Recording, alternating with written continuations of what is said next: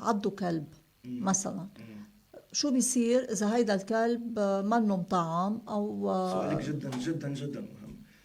نعم. أهم شيء إذا هذا كان كلب تابع لشخص، هذا الشخص صاحب الكلب مسؤول يقدم شو عامل فاكسينات للكلب، شو المطاعم اللي اخذها الكلب.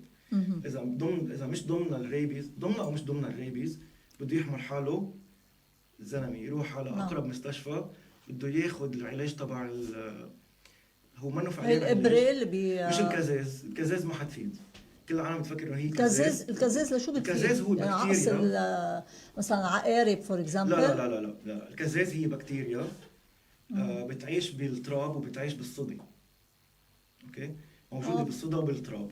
هاي اذا مثلا جرحنا حالنا بشلف حديد، او جرحنا حالنا وصار في دم نحن قراب مع التراب او اي شيء مصدي، في احتمال كثير كبير انه ينقل الكازاز علينا، اللي هي بكتيريا بتسبب نوع من النيكروسس على المحل الجرح. اوكي. هيدي حالته بسيطه، بيروح على آلية صيدليه، بيعمل كبرة كازاز وخلصت، روق، ما فيها شيء. اوكي. بالنسبه لعضة كلب لا، اخطر بكثير من هيك. نعم.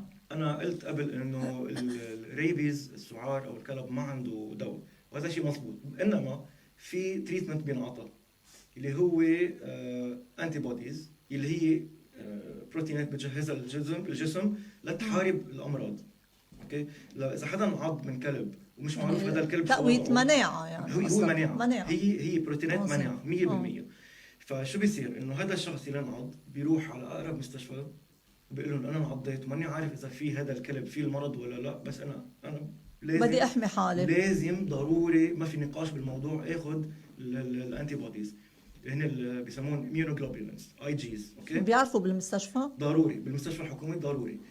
آه وهذا الكورس منه سهل وضروري جدا لانه بلاء، ولازم يكون شو على بيأدي اذا ما عمل هيدا اذا واحد ما عملهم او عمل اثنين او واحد او اثنين من الثلاثه سيشنز اللي المفروض ينعملوا، في كثير احتمال انه هذا الشخص يموت. اوف لهالدرجة؟ برجع بعيد، هذا المرض منه مزحه، هذا المرض ما بنلعب فيه، هذا يمكن من اهم الامراض بكل العالم، بكل دول العالم ما بيلعبوا فيه. باوروبا تمنع اي حيوان غير ملقح يفوت عليه، اذا حدا فوت حيوان ملقح على غير ملقح على اوروبا بالمطار بيخلصوا من الحيوان، ما في مزح.